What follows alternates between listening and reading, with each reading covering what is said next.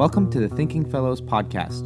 I'm the producer, Caleb Keith, and I'm joined by our hosts, Doctors Rod Rosenblatt, Scott Keith, and Adam Francisco. Follow these great minds as they answer pressing questions about theology, history, and apologetics. This show is brought to you by 1517 The Legacy Project, serving to proclaim the gospel to all people, especially those broken by the church.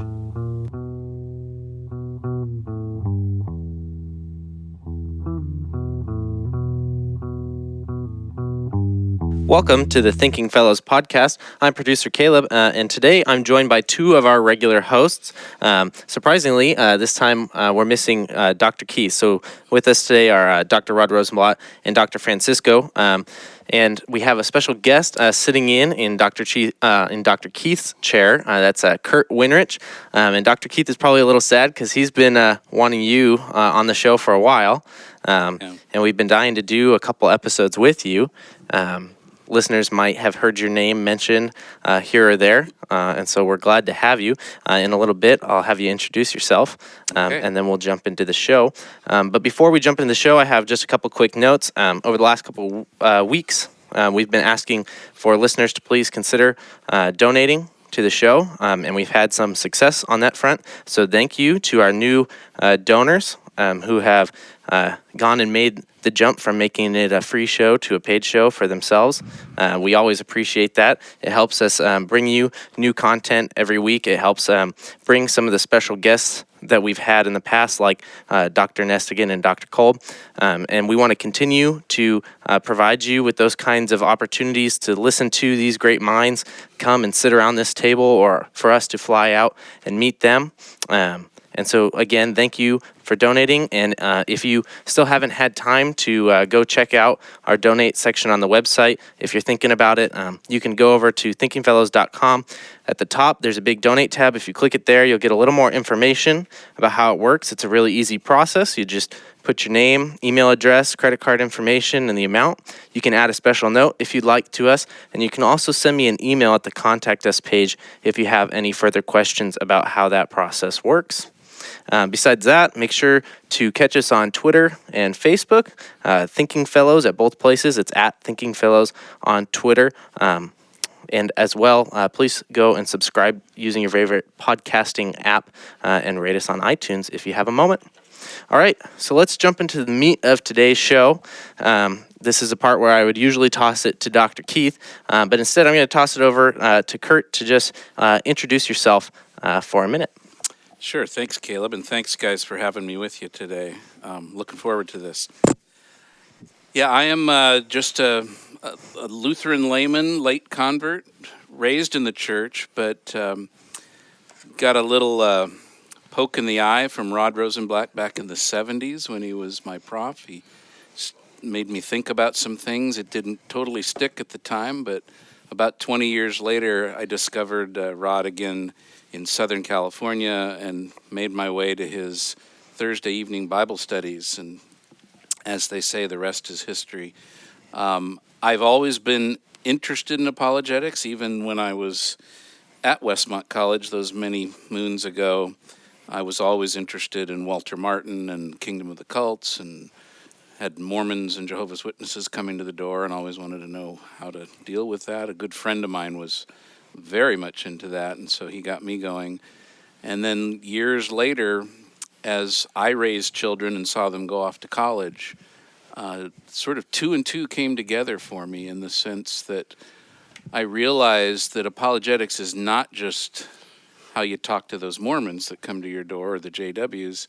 It really is something that our whole culture was attacking Christianity, as it were, the truth claims. And our children, I noticed it first in my own and then saw others, are woefully unequipped to deal with that. In fact, one of my mottos that I've used in the work that I do here is I never want any one of my students to ever get to college, have some professor challenge them with some crazy thing, and then have the kids say, "Why didn't my church tell me about that?" Right. That's kind of the reason we do what we do, and so I have a lot that I owe to Rod on that and the other people that are the big names in that area that have been influential on me. So that's what I do. I'm a businessman the rest of the time, but on Sundays, the highlight of my week, I get to work with high school youth. And that's exactly why we've brought you on today. For those at home, the topic today is going to be apologetics and youth. And this has stemmed out of a desire to have Kurt on the show. But we also had a listener email us a couple weeks ago, and I forwarded that email to the fellows, who was asking about specifically for books for youth to read on apologetics, but he was also interested in how to approach this for a youth group or for a Sunday school. And so we thought, if that's on one person's mind out there, and we wanted to do this anyways, this has got to be kind of a more widespread issue. Yeah. So thank you for coming on the show. So, Adam, you've been sitting in on his Bible study, right, on this Sunday school. What do you notice that's kind of different? Why did you start going to that? You started taking your son Timmy to those. So what kind of drove you to going to those? And maybe that's some of the issues of why even Kurt started it, what he mentioned above. Well, a couple of years back, I think it was, I did a presentation on Islam, I think. Mm-hmm. And I mean, it was maybe 3-4 years ago. We actually had you one night to watch Nabil Qureshi, and then That's right, yeah. had you sort of stop the video and do a discussion afterwards. Yeah. Well, it was that experience, and also knowing some of the youth that were in that. It was I Trust is what you call it.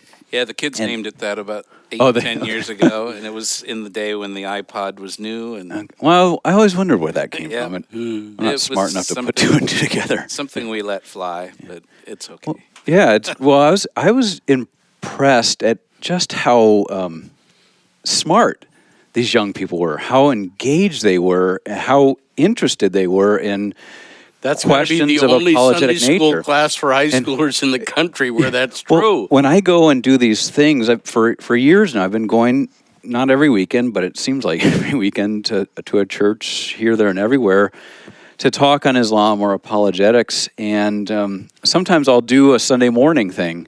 You know, they'll have me stay over, or there'll be a Q&A time where I'm asked real practical questions. How do we do this at the local parish? Sure. And it was after that experience, I always tell them, just do it with the youth first and see what their reaction is. Because I guarantee you that they're going to get excited about this. Because this is stuff they wrestle with. And they're not really necessarily, it's not the church's fault per se, but they're not being equipped to deal with this stuff they meet at their local high school or in college or what have you. And so the first experience was seeing the youth at our church get so what word would they use? Amped up on apologetics.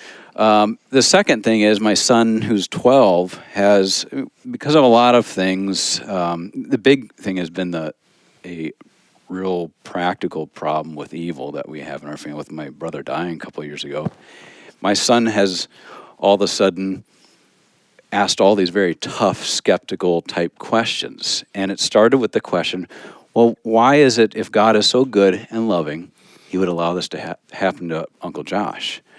And and then from there, it was these questions like, well, you tell us, you've been telling me about Jesus rising from the dead, but isn't that just a story? You know, he'll phrase it the way a 12-year-old would phrase it. But when he was asking these questions, he's looking for real answers. And so it's really hard as a parent to not get excited and maybe a little angry, perhaps, in responding. And my wife and I think we have done a pretty good job at being cool with it. But we also recognize that we're his parents, and he probably needs to hear this from other people. And no kidding, we took my son to the first I Trust maybe a month or 2 months ago. And even though a lot of the stuff we talked about in that class are the same things my wife and I talked to him about, he said right after that first meeting, that was really interesting. And at one point he said, I really like how they're looking at the evidence, or something like that. And so that's why I'm going. I'm going there for my son, but I'm also going there because I'm learning things. When you did some stuff with the fine-tuning argument, when you're looking at, sure. I think it was Lee Strobel's Case for Faith, I believe. Yeah, it was.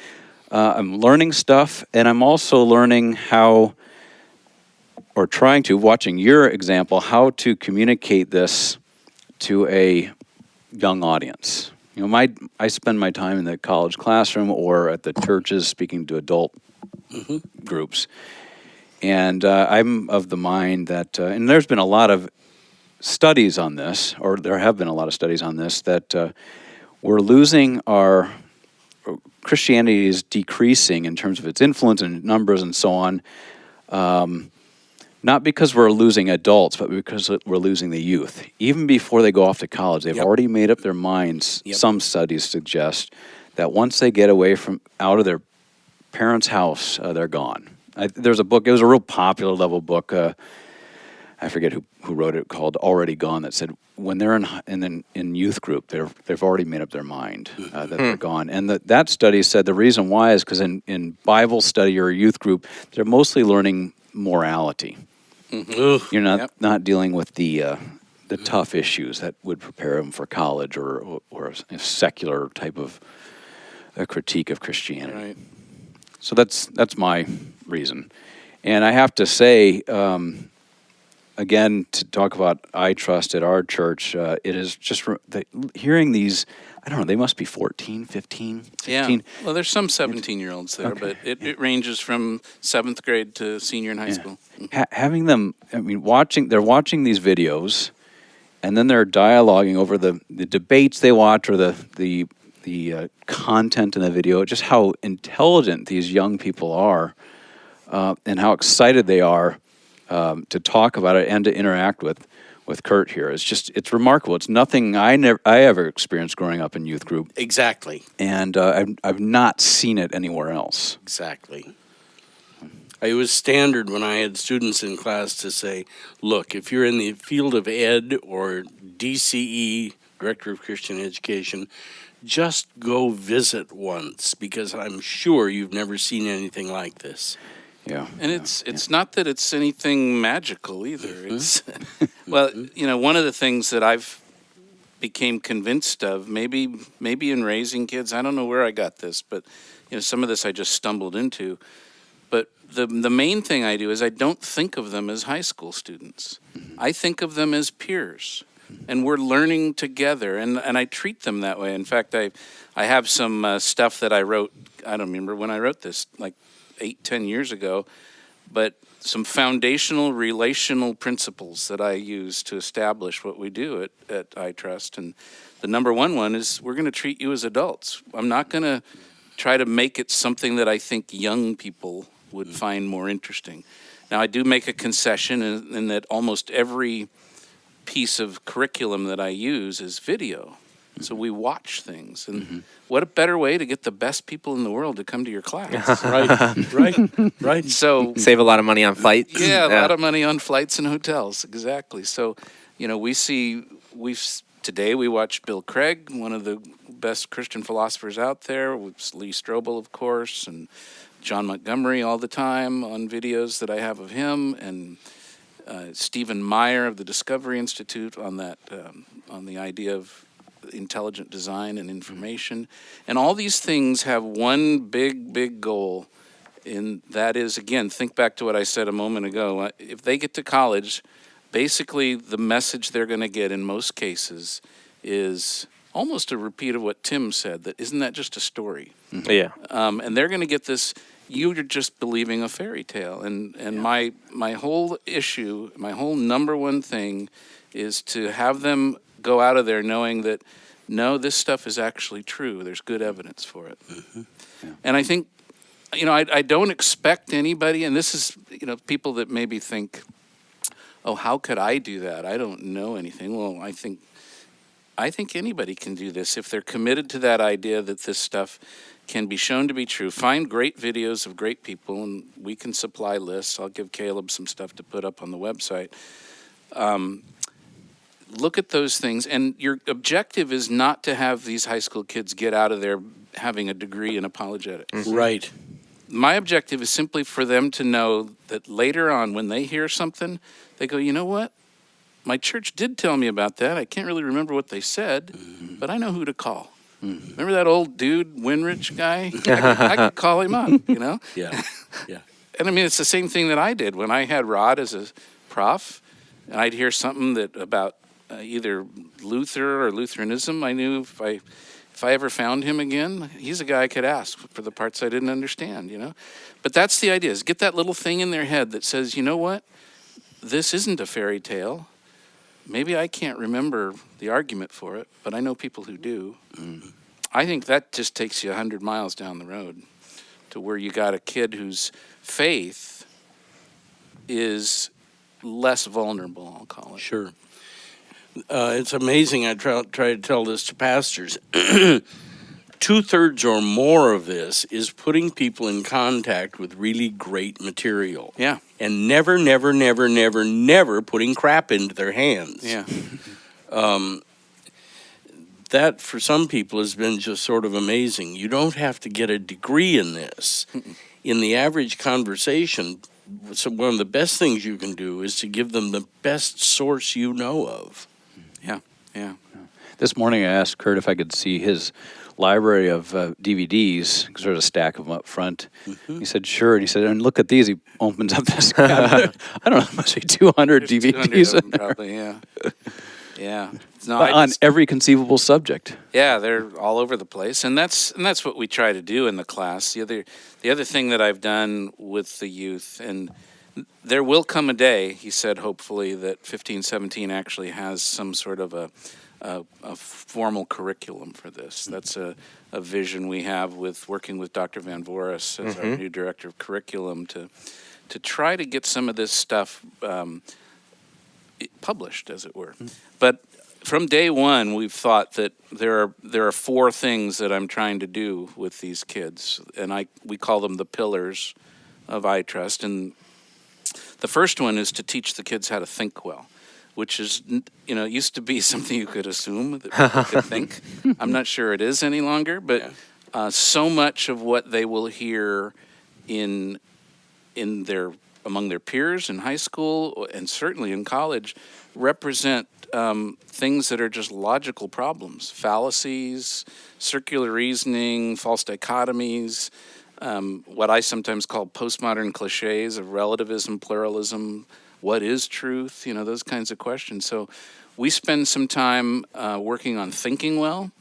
The other thing the second pillar is that one that I already hinted at is why what we believe is true, the reliability of our documents and facts.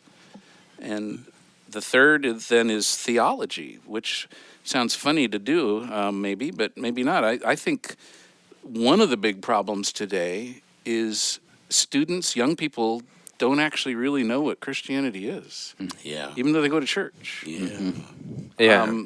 And that's somebody, it may have been you, Adam, that said something about just moral teaching. Mm-hmm. A lot of people think that, as some folks have said, Christianity is just about good people getting better. And it's not even close to that. That's a caricature at best, if not an outright falsehood, So one of the things we do is say, what do we believe? What is Christianity? And so in our class, of course, we do Christianity in general, if that means anything, but the Lutheran view particularly, and how that differs from others. And then why do we believe it, which I said connects to the evidence pillar. And then the last one that I always do is I try to do what I call real life. I don't know I didn't come up with a very good name for that, but it's sort of the implications of all this. Mm-hmm. Okay, if this is true, if Jesus really did rise from the dead, if your sins are really forgiven, what do you do now? It's sort of the So Now What that years ago you guys on White Horse Inn did, which is one of my favorite series.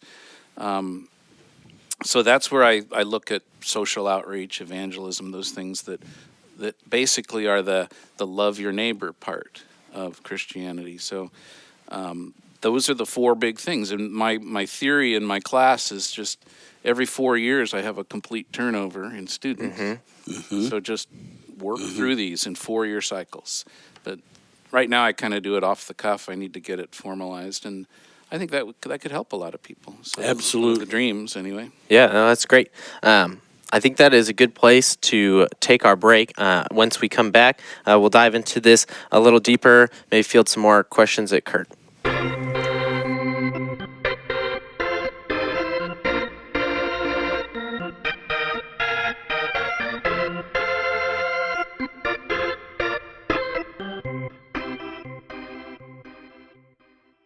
welcome to our break. Today on the show, instead of just focusing on one particular book or audio resource or something like that, we're going to kind of address that listener question that we had emailed to us a couple weeks ago because it flows so well into the topic today. And we're going to talk about books that you can suggest to youth to read on apologetics, or that you might want to introduce as part of a curriculum on apologetics or something like that. So what we're going to do is I'm just going to kind of go around the table and say if there was one or two books you would suggest for youth that down kind of at that lay level reading, what would you do? And so I think we'll start with Kurt. You're our guest. So one or two books that you would pass on to the youth.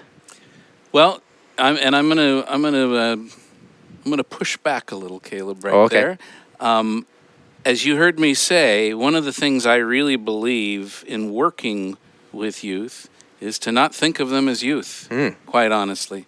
So every time you said, what do you recommend for youth? I'm going to say, wait a minute, these are books that I recommend for anybody, including young kids, because I think we don't give young kids enough credit for how bright they are and how much they can understand. So with that little pushback, I'll tell you the books that I've found. One of the ones that I've been using in class, and this is, as you heard me say earlier, this is my thing, video is nice because it brings those great authors right in there. So one series is the Lee Strobel series, and it's called The Case for Christ. There's another one called The Case for Faith. He has actually a couple of others in there that I can't even remember their titles. But the thing about those books is they're eminently readable. They come from the perspective of a journalist who specialized in legal cases. And what's beautiful about that in my world, in my book, is that that's based on evidence that supports historical things. It's how do you decide that? How do you conclude whether or not something happened in history, etc.? And these books lay that out really nice. So The Case for Christ, The Case for Faith. Case for Faith deals more with the hard questions of Christianity, problem of evil kind of thing that we hinted at earlier. A Case for Christ is a little more about, did Jesus actually exist? Did he rise from the dead? Did he claim to be God? Those kinds of things that, again, when you get to college, a lot of profs are going to say, "Oh, Jesus never claimed to be God." You know? Yeah, one of the outstanding books about the case for Christ, Strobel as a journalist picked the right guys to interview. That's right. In each case. That's good. So he makes sure to do his homework. Yeah. Yeah, and he sort of gives you a model for how you can do it. You know, who do you go to authorities? You compare different authorities. You compare the evidence that's available. But it's eminently readable. It's entertaining even because it's sort of a biographical story of how he, a former atheist, came to believe that the things of the Bible are actually true. And it changed his life, as you might guess. Yeah, I would say one of the I read it. I had to read it for core theology. Actually, at Concordia was my first time interacting with it. And the thing that's notable about it is that he doesn't make it kind of what I think a lot of people are afraid of in apologetics, is making it overly philosophical. And kind of people are typically afraid, if they haven't interacted a lot with philosophy, to get into that realm. And so he makes it very tangible. It's a story, and it's very easy to follow along. And it deals with really basic questions. Right. What's the state of our Greek New Testament text? That's right. And then he goes and gets the best guy on it. Yeah. Yep. It's well done. All right, great. That's a great suggestion. Rod, you had a couple that you during when we were off air wanted to emphasize. Well, I've always used for young people Paul Little's Know Why You Believe. He did another called How to Give Away Your Faith, but Know Why You Believe is a basic one, and it can be handled by high schoolers. And again, he was in the trenches with InterVarsity years and years and years, so bad answers got clobbered and good ones survived. He preached my ordination before I was in the Missouri Synod, and as I said, the word got out, and everybody Western Washington who belonged to InterVarsity showed up for a Lutheran ordination. They didn't know what an ordination was, and they couldn't spell Lutheran, but they knew Paul Little was going to be speaking. That was all it took. Those books are still available today. They still are available. Yeah, this. So I'm looking at it on Amazon, and of course, I'll have all of these in the show notes. Yes, this looks like a very updated version compared to the one that I was passed down. But it's also a very good read. I read this. I think early freshman year in high school, so it's very easy to get through. Yep. It's down to earth. Good cartoons. Good cartoons. Yeah, that's in between the chapters. Yeah, it's great. I think too, even if there's concepts, I think one of the things that Kurt was talking about earlier was by doing this, you've provided them a person that they can go to also, right? Not only just the ideas, because they're not going to master the material and right away, right?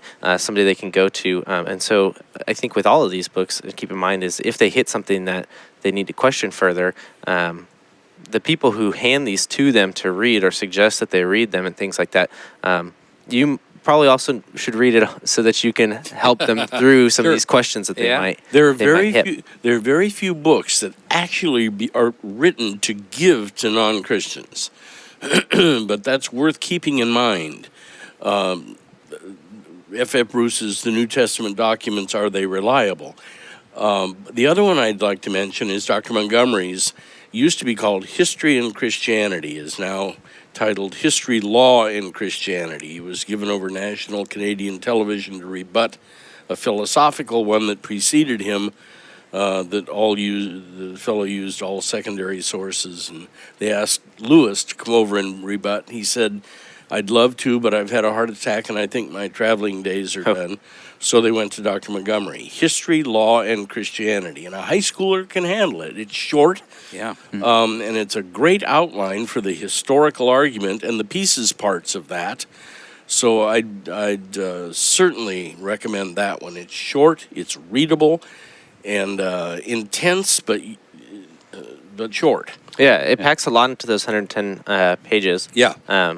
It's the classical historical argument. Yeah, it is. It is. Par excellence. Yep. Yeah. After the debate, Stroll's friend was there with him, and Dr. Montgomery nailed him on the earliness of our Christian sources. And the fellow in classics got so frustrated, he said, all right, then I'll give up my knowledge of the classical world. And his friend said, you can't do that. That's your field. Yeah.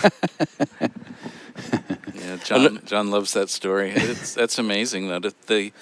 People just will throw the baby out with the bathwater. Yeah, that's another one worth mentioning, and this is up free already, I think, on our site. Paul Little, it's just a leaflet from the old His magazine of InterVarsity. Paul Little, What Non-Christians Ask. Oh, yes. That is good. 4 pages or something. What Non-Christians Ask. There's another one that I've been impressed with that came out lately by a fellow named J. Warner Wallace. And what got my attention is that his field, his career, was as a cold case detective. And he was in Southern California, I think. So, and as you know, a cold case is something that's happened years and years ago and has gone cold, reached a dead end in the original investigation, and then sometimes the way it goes down is, 40 years later, some new piece of evidence turns up, and you have to try to wake up that cold case. And it got my attention because in many ways that's what we get criticized for sometimes, is that you Christians are talking about this stuff that happened 2,000 years ago, and we have writings, but we don't really know when they were written. And gosh, we listened to Richard Carrier today, saying we don't know when they were written, we don't know who wrote them, we don't know anything. He just made it sound like it was a complete hopeless case. Of course, we challenge that, but a cold case detective is about that idea of going back in time and how do you best figure out what actually happened from the evidence that's there. How do you determine whether evidence is contemporary or not, whether it's reliable or not?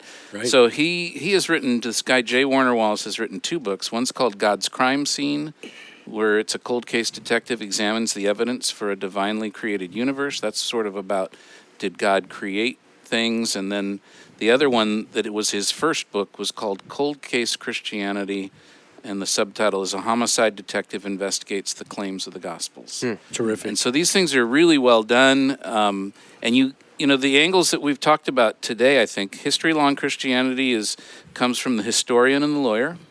The Lee Strobel stuff comes from the aspect of a journalist. Think about how what we're talking about. All these things are, how do you determine truth? The lawyer, evidence, verdict, the journalist, investigative reporter to get the truth, and now a homicide cold case detective. All of them are trying for that same thing, and that's the angle that I think is the most fruitful, especially, as you said, Rod, earlier, for folks that are trained in the hard sciences. This is what we are used to, and I say we because I was trained as an engineer. So, Sure. We're used to this. We can relate to it, and Probability reasoning is every week in the lab. Yeah, exactly. So that's another pair that I like by J. Warner Wallace. They're good. I think another one that we ought to at least mention, it's an old classic, still 20th century. Frank Morrison, Who Moved the Stone? And it's Morrison with one R, not two. Frank Morrison. That was a nom de plume, wasn't it? I don't know. Maybe it was. I think it was a nom de plume. I'm not sure who it really is, but that's how it goes. But that one's been read by thousands, and they've appreciated it. He was not a lawyer, but he was legally trained. Probably didn't have his JD, but everything but. Frank Morrison, Who Moved the Stone? Now, it drives somebody like me crazy because he wants to know, where was Peter Thursday at 8 p.m.? But it's as a lawyer would do it. And he ends up saying, if you've got a better explanation, I haven't heard it yet. Well, you know what's really kind of cool about all these? Strobel, J. Warner Wallace, Frank Morrison, and probably not Paul Little, but those three at least, all three of them actually set out to show that Christianity was false. And when they examined the evidence, they had to change their mind. And, I mean, it makes me think of Antony Flew, the famous atheist philosopher, who actually went where the evidence led finally and acknowledged that there was some kind of a God. I don't think he ever got to understand who God was, but could tell there was one. Sort of a modern deist. Yeah, but this idea that Strobel was definitely an atheist. His wife became a Christian. He wanted to show that she was wrong, and he ended up deciding it was true. Frank Morrison was the same. He set out to prove the resurrection didn't happen and had to change his tune. And same with J. Warner Wallace. He was an atheist, and his wife became a Christian, and he was trying to show that she was wrong, and he changed his mind. And that's remarkable to me, and I think actually pretty wonderful. I think it's pretty great. We've talked in the past about some of the intersection where people who want to or say they need scientific evidence or some sort like that, but have these preconceptions that they're not going to let go of. All right, they want a science to prove what they're saying, and if it doesn't, they fall back into some sort of, miracles can't happen. Circular reasoning type things. That's right. Adam, did you have anything you wanted to toss into the mix? Well, this would be more for your reading high schooler, but two books by James Sire. One is The Universe Next Door, a basic worldview catalog. It's not necessarily apologetics, but it's a great overview on the major worldviews that pervade the Western world ever since the 17th century. And why? Yeah, and it does. What's really good about it is it's very objective, or as objective as one can be looking at a worldview that's foreign or different than your own. And he does. I mean, the footnotes are. I love footnotes, and the footnotes are a gold mine. He's drawing from primary texts from those particular worldview traditions, but then towards the end of each chapter, he offers maybe I can use the term gentle critique, where they fall short logically or in terms of the evidence. And it's just a great book for understanding why people think and act the way they do. It's not because they're necessarily irrational apes. Right. It's because their worldview permits them to do this or think this way.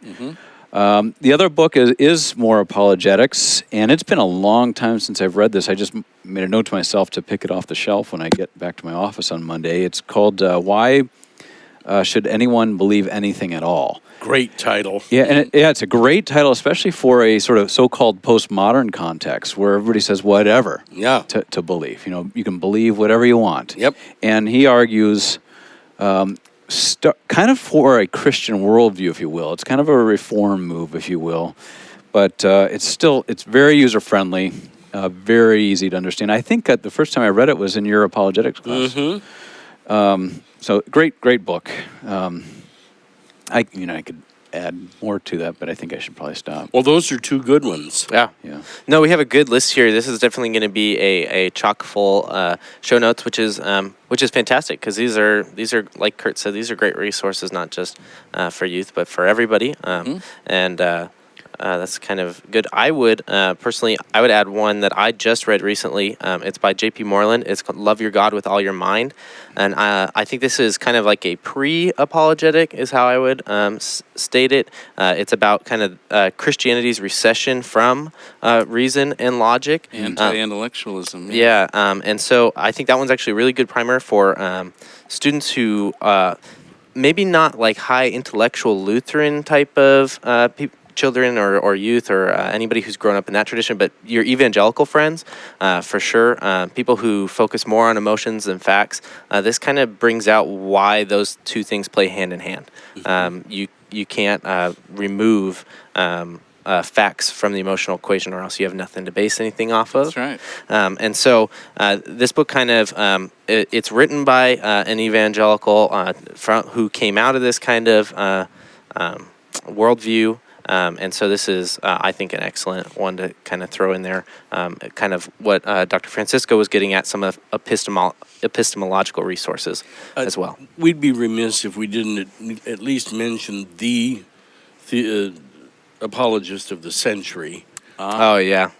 Now, Lewis accomplishes what he accomplishes without ever hiding behind polysyllabic words. But he's such a great thinker that don't be seduced by that. It can be tough going even when he doesn't use a polysyllabic word throughout. But the case for Christianity is just, there's zillions of Christians who owe their lives to that book. The Case for Christianity, or the broadcast talks given during the Blitz in London. He had gone to Churchill and said, "What can I do for the war effort?" And Churchill answered back, "Those kids who are flying Spitfires, 9 out of 10 of them are going to die in their cockpits. You seem to be able to explain to people how to go to heaven in a way the priests can't." So he went every night to RAF bases and did those talks again and again and again and again and again and again and again. BBC lost them. They never lost how to raise turnips in your British backyard. They lost the Lewis's broadcast talks. But we'd be remiss if we didn't mention him. And the problem of pain. Goodness gracious. It ought to be on the list at least. Yeah, no, I agree with you. Just know that you're reading the works of somebody who on the Sunday after the day he died, November 22nd, 1963, same day Kennedy was shot. Who else died that day? The atheist Aldous Huxley. Yeah, died that day, all three of them. Anyway, the New York Times, the Sunday obit said that perhaps Lewis was the greatest mind of the 20th century. Now, I think physicists, Bohr and others, but just that you could say that. And again, he's a convert. Somebody from outside. He what he held as a young man, as a tutor even, there in either Oxford or Cambridge, was idealism. Now, that doesn't mean what it means to us. We would think happy false thoughts, but idealism is a philosophy from Hegel. And one time a student asked of him, "How do you apply your Hegelianism to your daily life?" He was devastated. Lewis was devastated and started looking into the Christian claim. When he became a theist, his line was, "And there I was, kneeling by my bedside, the unhappiest convert in all of England." That was to theism. Then from there on, Tolkien pressed him. Tolkien, the Orthodox Roman Catholic, pressed him, "What are you going to do with Christ?" And it was liar, lunatic, legend, or Lord. And later on, he wrote, my brother and I were in a motorcycle. I was in the sidecar, and we were going to visit the Whipsnade Zoo. When we left for the zoo, I didn't believe Jesus was God. When we arrived at the zoo, I did. That's great.